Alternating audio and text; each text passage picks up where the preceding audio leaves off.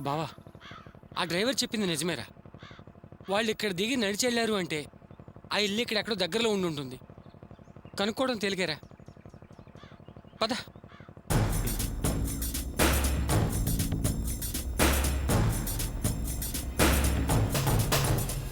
ఇలా స్ట్రైట్గా పోనీ.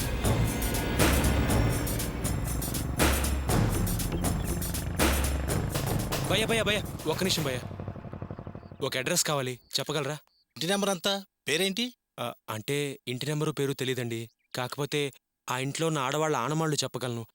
ఒక ఆవిడ పొడుగ్గా ఉంటారు, కళ్ళజోడికి తాడుంటుంది. ఇంకో ఆవిడ పొట్టిగా తెల్లగా ఉంటారండి. వాళ్ళ ఇల్లు ఎక్కడో చెప్పగలరా అండి? ఈ వీధిలో అయి ఉండొచ్చు. ఈ వీధి అని కరెక్ట్గా చెప్పలేం, కానీ ఈ ఏరియా అని మాత్రం తెలుసు.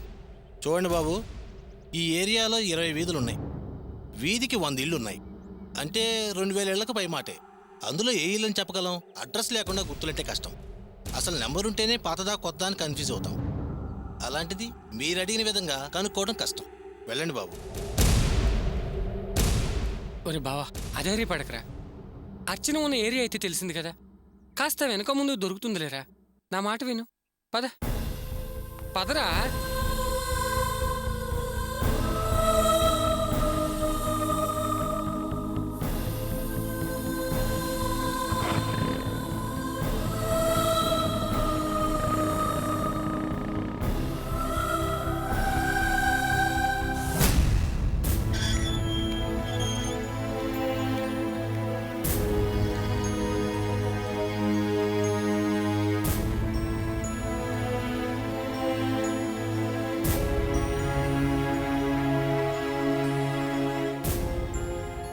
ఏంటే ఇప్పుడైనా రావటం? అవునమ్మా. అమ్మా, ఇక నుంచి అలాంటి వాళ్ళ దగ్గరికి పంపకండి. ఏమైంది? డబ్బులు సరిగా ఇవ్వలేదా? మాట్లాడిన దానికంటే ఎక్కువే ఇచ్చారు. మరి ఇంకేంటే? డబ్బు ఇవ్వచ్చు, కానీ మనిషిలా బిహేవ్ చేయలేదు. మృగంలా నడుచుకుంటున్నారు. ఏమ్మా, వాళ్ళ సరదాల కోసమే కదే మనం. లేకపోతే మనం ఎందుకు? డబ్బు మనకి, సరదాలు వాళ్ళకి. మనమే అడ్జస్ట్ అయిపోవాలి. సరే సరే, నేను వెళ్ళి స్నానం చేసి వస్తా. ఎన్నిసార్లు చెప్పాలి నీకు? చెప్పింది వినమని చెప్పి వింటవా వినవా? ఏంటే మాట వింటవా వినవా? తీసుకొస్తే చెప్పింది చేయకుండా చెప్పింది వింటవా? మీరిద్దరు ఏం చేస్తున్నారు ఇక్కడ? ఏంటే మాట వింటవా వినవా? వేలుకు వేలు పెట్టి తీసుకొస్తే చెప్పింది చేయకుండా నీకెన్నిసార్లు చెప్పానే? నీకు అసలు బుద్ధున్నా? కొడితే ఒంటి మీద గాయాలు ఉండకూడదని, ఒంటి మీద గాయాలుంటే కస్టమర్లు ఒప్పుకోరని. వీళ్ళ ఒళ్ళేనే మనకు ఆస్తి. దాన్ని జాగ్రత్తగా కాపాడుకోవాలి, పెంచి పోషించుకోవాలి. వాతలు గీతలు ఉండకూడదు. అక్క వద్దక్క, ప్లీజ్ అక్క, నేను చేసిన తప్పేనక్క. ప్లీజ్ అక్క, వదిలేండి అక్క. ప్లీజ్ అక్క, వద్దక్క. నీకు డబ్బిచ్చి తీసుకొచ్చానే, ఊరికే తీసుకురాలా. అలాంటి నా మీద విశ్వాసం చూపించకుండా దొంగ పనులు చేస్తావా? నేను నీ కోసం పెట్టిన పెట్టుబడంతా నాకు తిరిగి ఇచ్చేసి నీ ఇష్టం వచ్చిన దగ్గరికి వెళ్ళు. ఏయ్, ఇక నుంచి దీనికి తిండి నీళ్లు ఇవ్వకండి. ఒప్పుకునే వరకు కొట్టండి, కానీ వాతలు గీతలు ఉండకూడదు. అలాగేనమ్మా.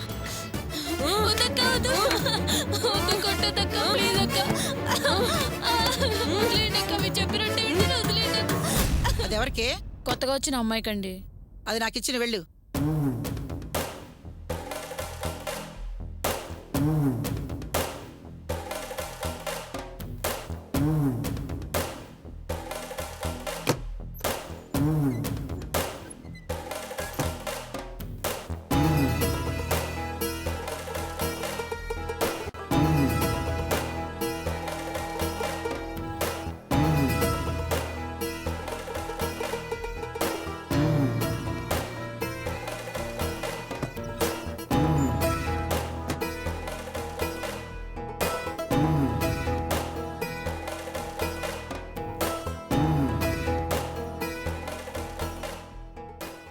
ఏమ్మా,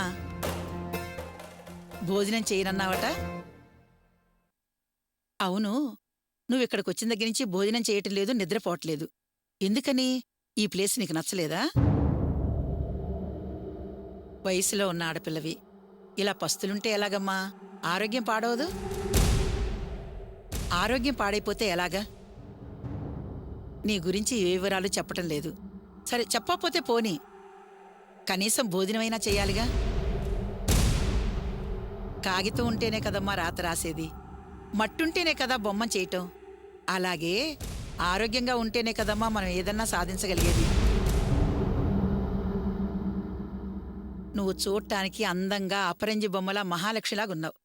చూడు, భోంచేయక నిద్రపోక ఎలా వాడిపోయావో. బాగా తిని ఆరోగ్యంగా ఉంటేనే ఆడదానికి అందం అమ్మా. చూడమ్మా, ఇలా తిండి మానేసి ఈ రూములో ఎన్నాళ్ళని పడుంటావు చెప్పు. నీ తోటి వాళ్ళందర్నీ చూడు, నువ్వు కూడా అలాగే కడుపు నిండా తిని ఆరోగ్యంగా ఉండి 4 డబ్బులు సంపాదించుకోవాలి కదమ్మా. ఇప్పుడైనా భోంచేయమ్మా.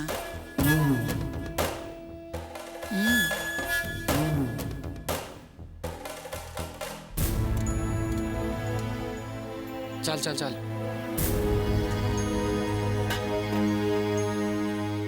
అరే తినరా గోపి, పొద్దున్నుంచి ఏం తినలేదు.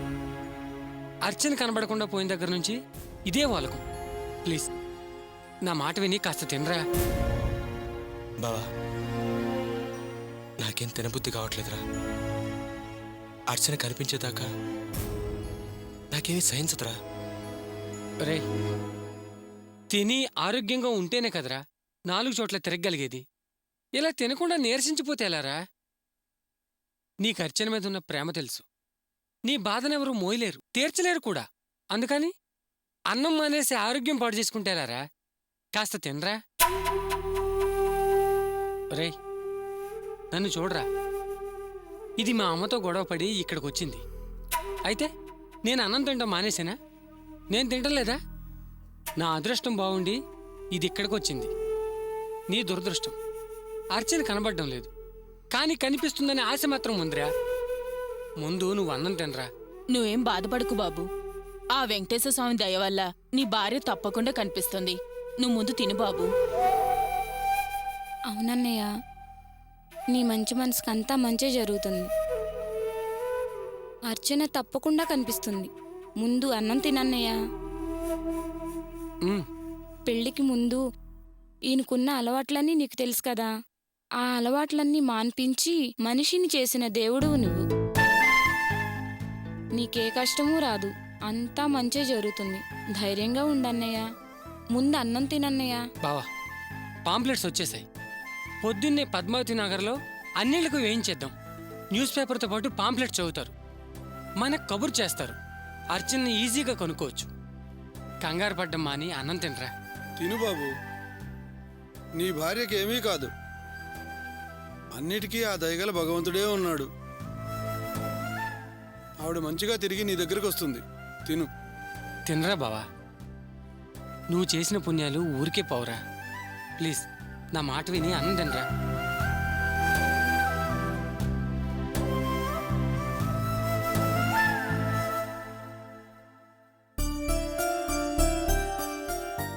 ఎందుకలా ఉన్నావు?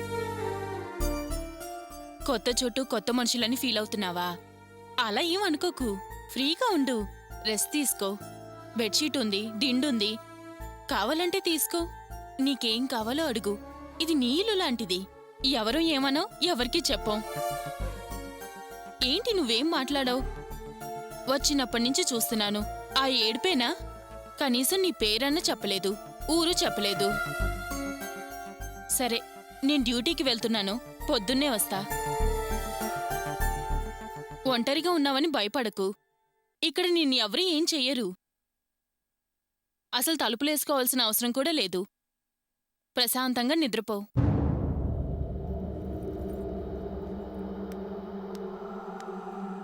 వస్తాను. ఏమండి, మీరెక్కడ పనిచేస్తున్నారు? ఎందుకు నవ్వుతున్నారు? మీరు పని గురించి అదే ఎక్కడని అడిగావు కదా, అందుకని. అది ఇలాగే ఆనందించే పని. అలాగా. మీ జీతం ఎంత? అంతా సీజన్ల మీద ఆధారపడుంటుంది. ఓ నెల 3,000, ఓ నెల 10,000, సరాసరి 15,000 కూడా పడచ్చు. మీ అమ్మా నాన్న ఏ ఊళ్ళో ఉంటారు? మా ఊర్లో. నెల నెల డబ్బు పంపిస్తుంటాను. ఈ ఉద్యోగంలో మీరెలా చేరారు? నేను మీలాగే ఏ ఆదరణ ఆధారం లేకుండా వచ్చాను. అమ్మ చూశారు, దారి చూపించారు. ఈరోజు చేతి నిండా సంపాదిస్తున్నాను. మా వాళ్ళకి డబ్బు కూడా పంపిస్తున్నాను. వాళ్ళకి నా డబ్బు కావాలి. నేను పనికిరాను. మీకులాగే నాకు కూడా ఉద్యోగం ఇప్పిస్తారా? సరే, రేపు అమ్మతో చెప్తాను. వాళ్ళు ఏర్పాటు చేస్తారు. వాళ్ళు నీకు మాత్రమే కాదు, ఈ హాస్టల్లో ఉండే వాళ్ళందరికీ పనిప్పిస్తారు. అమ్మే అందరికీ కులదైవం. నువ్వేం కంగారు పడకు, వాళ్ళు చూసుకుంటారు. సరే, నేను వస్తాను. సరే, రేపు అమ్మతో చెప్పండి. తప్పకుండా చెప్తాను.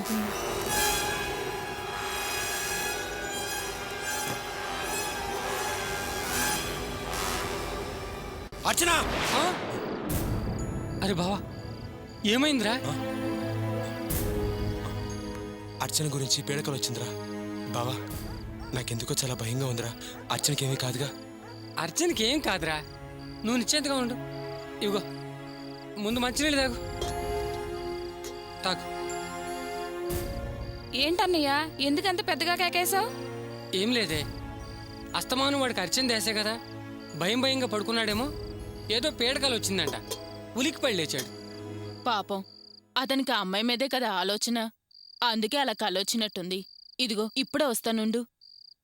అన్నయ్య మంచినీళ్ళు చాలా, ఇంకొంచెం తెమ్మంటావా? చాలమ్మా, ఇప్పటికే మిమ్మల్ని చాలా ఇబ్బంది పెట్టాను. అయ్యో అలా అనకన్నయ్య, మీరేమీ మమ్మల్ని అస్సలు ఇబ్బంది పెట్టలేదు. మీ సంతోషమే మాకు ముఖ్యం. ఇదిగో బాబు, ఇటు తిరుగు. ఆ ఏడుకొండల వాడే నీకెప్పుడు తోడుంటాడు. నీ భార్యకేం కాదు. నువ్వు ధైర్యంగా పడుకో. నువ్వు రామ్మా. సరే అమ్మా. పడుకోరా బావా, పొద్దున్నే పేపర్ వాళ్ళ దగ్గరికి వెళ్తాం.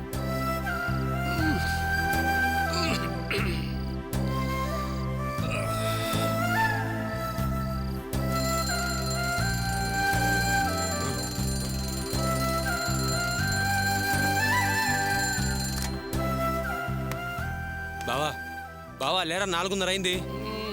బావా, ఇదే కదరా పొద్దునే పేపర్ వాడి దగ్గరికి వెళ్ళాలని చెప్పావులే. లేరా. ఏరా, నువ్వు పడుకోలేదా?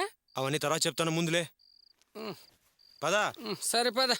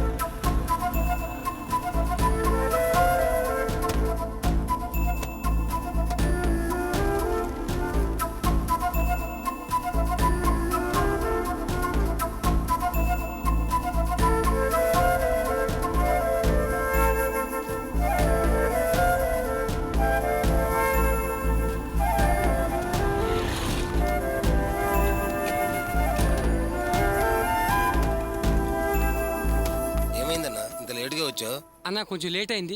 ఇదిగో మీరు చెప్పినట్లు పాంప్లెట్స్ తీసుకొచ్చాం. అన్ని ఏరియాలు కవర్ అయ్యేలాగా ఓకే. అన్ని పేపర్స్ లోను డెలివరీ ఇవ్వాలి. ఆ? అలాగే, మీరు అన్నట్టుగానే చేద్దాం. ముందు డబ్బులు ఇవ్వండి. ఇదిగో. ఓకే. బావా, అయిపోతుందిగా? అంతా అయిపోద్ది. కంపల్సరీగా అయిపోతుంది. ఓకే అన్న. Okay, right. Okay boy. పదరా.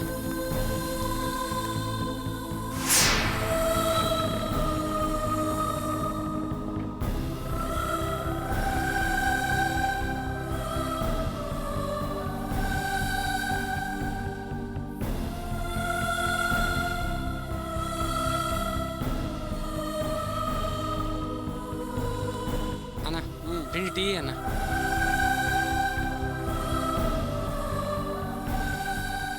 తీసుకోరా బావా, టీ తీసుకోరా. వద్దురా. అరే తీసుకోరా. బావా, అర్చని నా ఆశ్రమంలో చూసి అర్ధరాత్రి అక్కడి నుంచి వెళ్ళిపోయింది. ఈ పాంప్లెట్లు మనమే పంచామన్న విషయం అర్చనకి తెలిస్తే ఈ ఊరొదిలి వెళ్ళిపోతుందేమోనని భయంగా ఉందిరా. రేయ్, అసలు నీకెందుకు ఇలాంటి ఆలోచనలు వస్తాయి? అన్నీ ఎందుకురా నెగిటివ్గా ఆలోచిస్తావు? పాజిటివ్గా ఆలోచించు. అర్చన అలా చేయదని నాకు అనిపిస్తుందిరా. మనం ఇచ్చిన పాంప్లెట్స్ ద్వారా తప్పకుండా తన ఆచూకీ తెలుస్తుందనే నమ్మకం నాకుందిరా.